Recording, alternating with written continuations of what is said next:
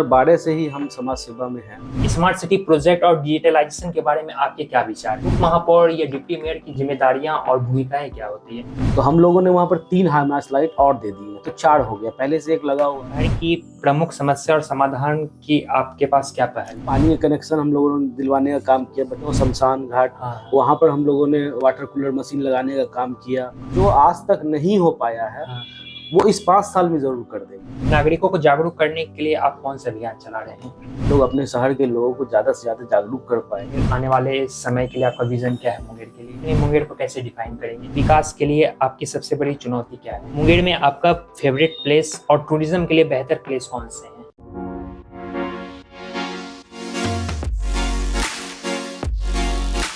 नमस्कार दोस्तों, मैं शुभम कुमार स्वागत करता हूं टॉक्स विद शुभम के एक नए पॉडकास्ट में। दोस्तों, आज का भी यह पॉडकास्ट अभी तक के पॉडकास्ट में सबसे अलग और ख़ास होने वाला है, क्योंकि इसका सबसे बड़ा कारण है हमारे आज के गेस्ट, जो हज़ारों यूथ के लिए कहीं ना कहीं अपने समाज में कुछ बेहतर करना चाहते हैं। उनके लिए एक ये प्रेरणा के स्रोत हैं। हम बात कर रहे हैं मुंगेर के उप महापौर खालिद हुसैन की। सर, आपका बहुत बहुत स्वागत है हमारे इस पॉडकास्ट में आने के लिए। आपका भी बहुत बहुत स्वागत है। मेरा पॉडकास्ट की शुरुआत करने से पहले सर, मेरा पहला सवाल आपसे ये है कि आप इस पद तक कैसे पहुंचे हैं? आपका जीवन की कहानी क्या रही है? शुभम जी, 2012 से ही हम समाज सेवा में हैं लगे हुए रेगुलर। तो पहले तो बिजनेस ही करते थे और बिजनेस करते करते ही समाज सेवा जहाँ तक हमसे बन पाता था, जो टाइम उसमें से मिलता था वो करते आए हमेशा। फिर उसके बाद कोरोना की महामारी आई, उसमें जहाँ तक हो पाया हम लोगों का हेल्प करने की कोशिश किए, जहाँ तक बन पाया। मैं और मेरी टीम ने मिल करके लोगों की मदद जहाँ तक हम लोग कर पाए, कोशिश हम लोगों की रही, वहाँ तक हम लोग किए। उसके बाद फिर 19-20 तो कोरोना ही रहा। फिर कोरोना से जो लोग प्रभावित हो गए थे उसमें 1-2 साल निकल गया, क्योंकि सब लोग बेरोजगार हो गए। तो उन लोगों से भी हम लोग मिल करके उनके भी हम लोग समस्या को हल करने की कोशिश हमेशा करते रहे।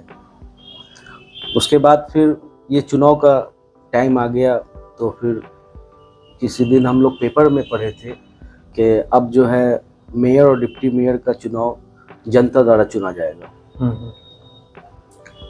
लोगों में फिर चर्चा का विषय बन गया कि अब मेयर डिप्टी मेयर को भी इस बार बिहार में जनता द्वारा चुना जाएगा। वार्ड पार्षद तो पहले चुनते थे, तो इस बार जो है ऐसा अब नहीं होगा, अब जनता द्वारा चुना जाएगा। तो फिर लोगों का कहना हुआ, जो मेरे जानने वाले पहचाने और शुभचिंतक हैं, उन लोगों का कहना हुआ कि ठीक है, आप इस बार नहीं होता तो आप चुनाव ही लड़ लीजिए। समाज सेवा करते ही एक प्लेटफॉर्म की ज़रूरत है। प्लेटफॉर्म आने के बाद थोड़ा मजबूती से काम करेंगे आप। तो जानने पहचानने वाले लोगों ने इस तरह से बताया, तो फिर उसके बाद हम भी धीरे धीरे इसमें माइंड प्रिपेयर किए कि नहीं, बात तो सही है। फिर अपने लोगों से सलाह मशवरा किए कि कैसा रहेगा। सब लोगों का कहना रहा कि नहीं, ठीक ही रहेगा, समाज सेवा तो कर ही रहे हो रेगुलर इतने सालों से, अब अगर मौका मिला है तो इस मौके पर देख लो। तो फिर उसके बाद हम तय किए कि ठीक है, चुनाव लड़ना चाहिए। तो डिप्टी मेयर का हम लोगों ने उसमें डिसाइड किया कि डिप्टी मेयर से ही चुनाव लड़ेंगे, क्योंकि फर्स्ट टाइम चुनाव, जीवन का पहला चुनाव था, मेयर में लड़ना थोड़ा हेजिटेशन हो रहा था कि नहीं, पहले बार में मेयर चुनाव लड़ना पता नहीं क्या होगा। फिर डिप्टी मेयर चुने। डिप्टी मेयर में मुंगेर की महान जनता ने साथ भी दिया और बहुत इज्जत हम लोगों को बख्शा, और देखिए आज डिप्टी मेयर बना दिए। मैं उन लोगों का हमेशा एहसानमंद हूँ, हमेशा एहसानमंद रहूँगा। तो इस तरह से अब डिप्टी मेयर बन गए, तो समाज सेवा तो चल ही रहा है। आप भी सोशल मीडिया के माध्यम से देख ही रहे हैं। बिल्कुल, तो हम लोग उस तरह से समाज सेवा कर रहे हैं रेगुलर। मेरा अगला सवाल है, अभी आप मुंगेर में डिप्टी मेयर के तौर पे कार्यरत हैं और काफ़ी अच्छा कार्य कर रहे हैं। जिस तरीके से आपने अपनी कहानी बताई, वो काफ़ी ज़्यादा इंस्पिरेशन है और कहीं ना कहीं एक यूथ को आपसे बहुत कुछ सीखने को मिल रहा है। किस तरीके से आप एक छोटे से गांव से निकल के एक उप महापौर के पद तक आए हैं, ये बहुत ही सराहनीय है। मेरा अगला सवाल है, आप उप महापौर के पद पे हैं। मेनली जो उप महापौर का बहुत लोगों को पता नहीं होता कि उसका कार्य क्या होता है और उसकी भूमिका क्या होती है, उसकी जिम्मेदारियां क्या होती है। तो उप महापौर या डिप्टी मेयर की जिम्मेदारियां और भूमिकाएं क्या होती है?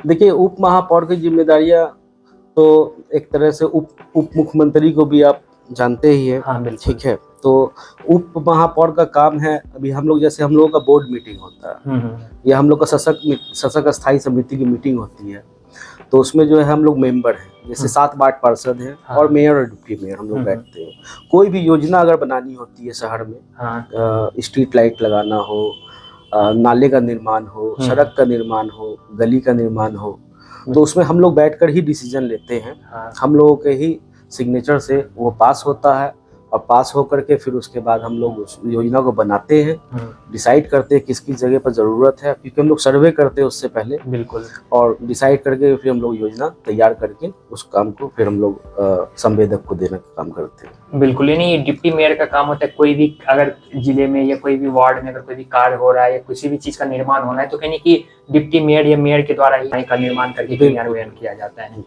मेरा अगला सवाल है कि जिस तरीके से कोई भी जिला में को विकसित करने के लिए काफ़ी सारी चीज़ें मैटर करते हैं, लेकिन कुछ मुख्य चीज़ें जो काफ़ी ज़्यादा महत्वपूर्ण भूमिका निभाती है किसी भी जिले में, जैसे कि शिक्षा और स्वास्थ्य और स्वच्छता के क्षेत्र में आपकी क्या पहल है, ये सारी इसकी क्या पहल आप आगे के लिए सोचिए?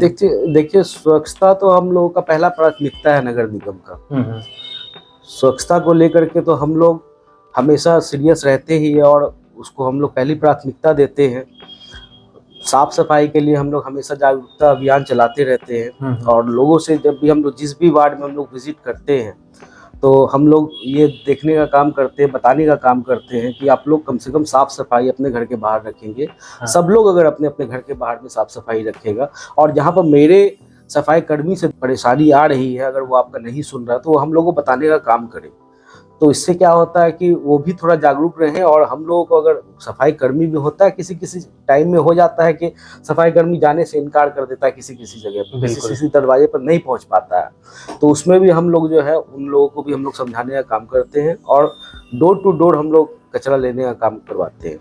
बिल्कुल। और शिक्षा के क्षेत्र में आप क्या पहल कर रहे हैं? शिक्षा में देखिए, हम लोगों के क्षेत्र में पूरे 45 वार्ड में जितने भी आंगनवाड़ी वगैरह है, हम लोगों को जहाँ से भी किसी भी पेरेंट्स का फोन आता है कि वहाँ टीचर मतलब कि टाइम पर नहीं आ रहे हैं या फिर वहाँ उस स्कूल में साफ सफाई नहीं हो, पानी की परेशानी हो, तो हम लोग उसको हम लोग तुरंत देखने का काम करते हैं। उस पर हम लोग तुरंत हम लोग विजिट करते हैं, जाते हैं और उस चीज़ को सुधार करने की कोशिश करते हैं। ओके। मेरा अगला सवाल है, अभी कोई भी क्षेत्र हो या उसमें सबसे बड़ी भूमिका कहीं ना कहीं महिलाओं की होती है, तो महिलाओं की स्थिति को और बेहतर बनाने के लिए आपके क्या प्रयास हैं? देखिए, महिलाओं के लिए हम लोग यहाँ पिंक टॉयलेट चला रहे हैं। ओके। पिंक टॉयलेट अभी हम लोग 8 से 10 अभी पूरे शहर में लगाए हैं। शहर में इसलिए बोलने का मतलब है कि मार्केट क्षेत्र में लगाए हैं क्योंकि अब देख लीजिए हम लोगों का 45 वार्ड है तो हेरुदिरा भी है, आपका सफियाबाद भी है, चंडी स्थान भी है, उधर चौरब्बा साइड भी है, खानका भी है और फिर लाल दरवाजा भी है। तो उस साइड की जो भी महिला आती है मार्केटिंग करने के लिए तो उन लोग को शौच में थोड़ा परेशानी होती है। ठीक है, तो उनके लिए हम लोग विशेष ध्यान दे करके हम लोग पिंक टॉयलेट लगाने का काम किए। हर चौक चौराहे पर चिन्हित करके वहाँ हम लोग पिंक टॉयलेट खोलने का काम किए हैं, वहाँ महिला जाती है, यूज़ करती है। बिल्कुल। और आपकी जो ये पहल है वो कहने की बहुत ही सराहनीय है। कहा जाता है कि कोई भी समाज में अगर महिला आगे बढ़ती है तो कहने की पूरा समाज आगे बढ़ता है। बिल्कुल। और एक वर्ड किसी ने कहा था कि सर अगर कोई घर की एक महिला आगे बढ़ती है पूरा परिवार आगे बढ़ता है, तो उसका आपकी ये पहल काफी सराहनीय है। और मेरा अगला सवाल ये है कि जिस तरीके से कोई भी समाज में को अगर डेवलप करना है तो 3 चीजें मुख्य रूप से उसमें योगदान निभाती है, सड़क, जल और बिजली। तो इस चीज को लेके आप क्या सुधार कर रहे हैं? देखिए, सड़क का हम लोगों के नगर निगम द्वारा तो रेगुलर काम हो ही रहा है। अभी भी हम लोग 8 से 10 करोड़ का काम अभी हम लोग पास किए हैं, जिसका टेंडर हमको लगता है कि 5 जनवरी से 15 जनवरी तक में हो ही जाएगा, वो डेट है। और बिजली तो 24 घंटे है ही है, चाहे वो नगर निगम क्षेत्र में हो या फिर ग्रामीण क्षेत्र में हो, बिजली की कोई दिक्कत नहीं है, बिजली की कोई समस्या नहीं है। लाइट की जहाँ तक आप बात बोल रहे हैं, लाइट जो है वो हम लोगों ने अभी 3600 स्ट्रीट लाइट जब से हम ज्वाइन किए हैं नगर निगम, 3600 स्ट्रीट लाइट लगाए हैं अभी तक में और 39 हाईमास लाइट लगा चुके हैं और अभी ये लग चुका है और भी अभी देखिए पोलो ग्राउंड में जो बच्चे लोग जो प्रैक्टिस वगैरह करते हैं तो उन लोग थोड़ा लेट थोड़ा शाम तक मतलब वो लोग, अभी तो ठंड का टाइम है तो थोड़ा सवेरे मतलब कि ये हो जाता है, अंधेरा हो जाता है, तो उन बच्चों लोगों का रिक्वायरमेंट था कि कम से कम एक हाई मास्ट लाइट और यहाँ पर होना चाहिए।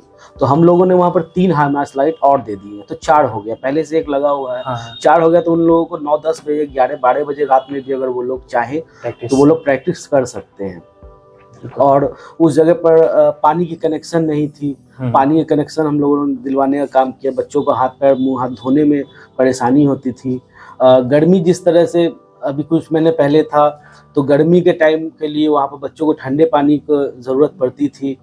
सब लोग बिस्लरी और एक्वाफिना ये सब यूज़ नहीं कर सकते हैं, सब तरह के लोग होते हैं। तो उन लोगों के लिए हमने वाटर चिलर मशीन वहाँ पर अम्बेडकर चौक पर लगाने का काम किया। और भी शहर में कभी आप चले जाओ शमशान घाट, वहाँ पर हम लोगों ने वाटर कूलर मशीन लगाने का काम किया। आप चले जाओ SBI बाजार ब्रांच के पास, वहाँ पर लगाने का, नीलम चौक पर, अब्दुल हमीद चौक पर वहाँ पर लगाने का काम किया। ऐसे से मुख्य जगहों पर हम लोगों ने ये सब काम करने का काम हमेशा किया है और आगे भी करते रहेंगे। बिल्कुल। और जिस तरीके से आपने एग्जांपल लिया सर यहाँ पे पोलो ग्राउंड का, मैं भी वहाँ उससे काफी जुड़ाव रहा है, बचपन से मैं खेलता हूँ। कहीं ये बच्चों को ये समस्याएं देखने को मिलती है, वो लेट नाइट तक प्रैक्टिस नहीं कर पाते थे और उसे जल्दी घर जाना पड़ता था। तो काफी सराहनीय की है आपने आपके दौर में देखने को मिल रहा है। मेरा अगला सवाल है, अभी जिस तरीके से डेवलपमेंट बढ़ रहा है और स्मार्ट सिटी का एक विजन लोगों में आया है और स्मार्ट सिटी के साथ साथ डिजिटलाइजेशन का भी जो विजन है वो लोगों में बढ़ावा देखने को मिल रहा है, तो स्मार्ट सिटी प्रोजेक्ट और डिजिटलाइजेशन के बारे में आपके क्या विचार हैं? देखिए, स्मार्ट सिटी जरूरी नहीं है कि स्मार्ट सिटी का हम लोग को सर्टिफिकेट मिले तो ही स्मार्ट सिटी हम लोग बना सकते हैं। हम लोग अपने नगर निगम द्वारा या जो हमारे यहाँ के विधायक हैं, जो हमारे यहाँ के MPs हैं, तो वो देखिए अभी हमारे शहर में मेडिकल कॉलेज का भी निर्माण स्टार्ट है, ठीक है, और इंजीनियरिंग कॉलेज भी बन चुका है, वो तो चालू भी हो गया है। फिर उसके बाद ये वानिकी कॉलेज भी वो स्टार्ट हो गया है। तो और अस्पताल में देखिए ऑक्सीजन का प्लांट बैठा हुआ है। तो ये सब चीज़ अपने शहर में है और इसको और थोड़ा हम लोग अच्छी तरह से देख रहे हैं, अच्छी तरह से हम लोग और इसको बढ़िया से हम लोग समझने की कोशिश कर रहे हैं। यहाँ पर और क्या क्या चीज़ की ज़रूरत है, थोड़ा मोड़ा रोड का भी परेशानी और है, रोड नाला ये सब तो हम लोग का नगर निगम से चलता ही रहेगा। अभी तो हम लोगों को 2 साल ही हुआ है, 3 साल अभी और बचा हुआ है। इसकी गारंटी है कि जो आज तक नहीं हो पाया है वो इस 5 साल में जरूर कर देंगे। इतना मुंगेर की जनता को हम विश्वास दिलाते हैं कि जिस उम्मीद से उन्होंने मुझे वोट दिया है उस उम्मीद पर जरूर खड़े उतरेंगे। बिल्कुल, और काफी उम्मीद है आपसे लोगों से, और जिस तरीके से आप काम कर रहे हैं आप लोगों की उम्मीद पे कहीं न कहीं खड़े उतर रहे हैं और काफी सराहनीय कार्य कर रहे हैं। मेरा अगला सवाल है कि शहर की प्रमुख समस्या और समाधान की आपके पास क्या पहल है? देखिए, प्रमुख समस्या ये है कि थोड़ा यहाँ जागरूकता की जरूरत है, ठीक है, जागरूकता थोड़ा कम है। जागरूकता के लिए हम लोग रेगुलर कुछ ना कुछ हम लोग प्रोग्राम करते ही रहते हैं और ज़रूरत है इस चीज़ को थोड़ा तेज़ करने की, इस चीज़ को थोड़ा और बढ़ावा दे करके हम लोग उसको और बढ़ा चढ़ा कर करेंगे तो फिर जागरूकता आएगा। थोड़ा अभी जागरूकता की और कमी है इस चीज़। बिल्कुल, और मैंने कुछ जगह पे भी देखा है कि सर आप जिस तरीके से बोले जागरूकता के लिए, आप बहुत जगह मैंने नुक्कड़ नाटक भी देखे हैं, लोग अवेयरनेस प्रोग्राम चला रहे हैं आप, तो काफी अच्छा लगता है कि लोग अवेयर करने के लिए कर रहे हैं। इसको और बेहतर तरीके से आगे बढ़ावा मिलना चाहिए ताकि और जनता इसकी जहाँ तक लोग नहीं पहुँच पा रहे हैं मिलना चाहिए। बिल्कुल, हम लोग इस चीज़ के प्रयास में हमेशा लगे रहते हैं कि हम लोग अपने शहर के लोगों को ज़्यादा से ज़्यादा जागरूक कर पाए, कोई भी हमारा विजन हो उसको लेकर के। बिल्कुल, और मेरा अगला सवाल है, नागरिकों को जागरूक करने के लिए आप कौन सा अभियान चला रहे हैं? हम लोग नुक्कड़ सभा हमेशा कराते रहते हैं, उसके बाद फिर हम लोग माइकिंग से भी हम लोग जागरूकता अभियान चलाते ही रहते हैं। आगे आने वाले समय के लिए आपका विजन क्या है मुंगेर के लिए? देखिए, विजन तो बहुत सारा है। अभी आने वाले समय के लिए देखिए अस्पताल का हालत थोड़ा जर्जर स्थिति में है, उन सब चीज़ों में सुधार करने की ज़रूरत है। शिक्षा में भी थोड़ी सुधार करने की ज़रूरत है। जैसे बड़े बड़े स्कूल है, बड़े बड़े स्कूलों में थोड़ी तो ज़रूरत है उसमें हम लोगों को एक्शन लेने की, वो भी हम लोग करेंगे। बिल्कुल, और हमारा सवाल कंप्लीट हो चुका है, लेकिन अब भी सर हमारा एक रैपिड फायर राउंड होता है जिसमें आपको 1 वर्ड में आंसर देना है। इससे पहला सवाल यह है कि एक लाइन में मुंगेर को कैसे डिफाइन करेंगे? एक लाइन में मुंगेर को इस तरह डिफाइन करेंगे, ये हमारा योग नगरी है, ठीक है, पूरा ऑल ओवर वर्ल्ड इसे जानता है, क्योंकि यहाँ हमारा योग आश्रम सबसे पहला। बिल्कुल। और दूसरा क्वेश्चन है, मुंगेर के विकास के लिए आपकी सबसे बड़ी चुनौती क्या है? जागरूकता है, सबसे बड़ी चीज ये है। बिल्कुल। मुंगेर में आपका फेवरेट प्लेस और टूरिज्म के लिए बेहतर प्लेस कौन से हैं? मुंगेर में देखिए खड़गपुर है, जो हमारे जिला में पड़ता है। हाँ। अगर हम प्रॉपर मुंगेर शहर की बात करेंगे, अपने नगर निगम की बात करेंगे, हाँ। तो कस्टडी घाट है, बबुआ घाट है, सोजी घाट है, कंपनी गार्डन है, बिल्कुल। राजा रानी तालाब है। राजा रानी तालाब में देखिए अभी हम लोग, ये तो जिला में था राजा रानी तालाब। हाँ। राजा रानी तालाब जो है अभी हम लोग को जिला अधिकारी महोदय हम लोगों के ही इसमें कर दिए हैं कि नगर निगम ही अब उसको देखेगा, देख रेख करेगा। राजा रानी तालाब में भी हम लोग फाउंटेन बीच में लगाने का काम कर रहे हैं, फाउंटेन जो बिल्कुल म्यूजिक पर रहेगा। तो ये सब काम, वहाँ भी हाई मास्ट लाइट हम लोग देने का काम कर रहे हैं। बिल्कुल। और डिप्टी मेयर बने, उससे पहले डिप्टी मेयर बनने के बाद में आपको कैसी फील हुई? डिप्टी मेयर बनने के बाद बहुत सारी जिम्मेदारियां आ गई हैं। ओके। फीलिंग के बारे में क्या बताए कि रोज कुछ ना कुछ प्रॉब्लम आता रहता है, उसका सॉल्यूशन करने के लिए करते रहते हैं। हमेशा कोशिश में हमेशा हम लोग रहते हैं कि उस प्रॉब्लम का सॉल्यूशन करें। 10, 20, 50 प्रॉब्लम तो रोज ही आता है। बिल्कुल। और मेरा आखिरी सवाल है रैपिड फायर राउंड का, कि मुंगेर के लोगों को क्या मैसेज देना चाहेंगे और उनसे क्या उम्मीद रखेंगे?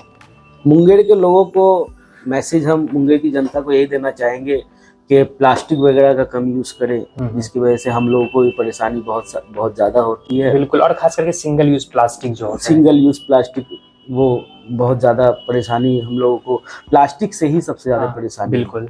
अभी जैसे प्लास्टिक से बहुत इतनी ज्यादा परेशानियां हो रही है, तो हम लोगों ने अभी एक ये चलाया है, उसमें 2 रुपये डालने पर जो है वन टाइम यूज के लिए एक झोला, थैला, कैरी बैग, उससे जो भी बोले, तो वो निकलता है, उसको आप यूज करें, वो सेफ भी है।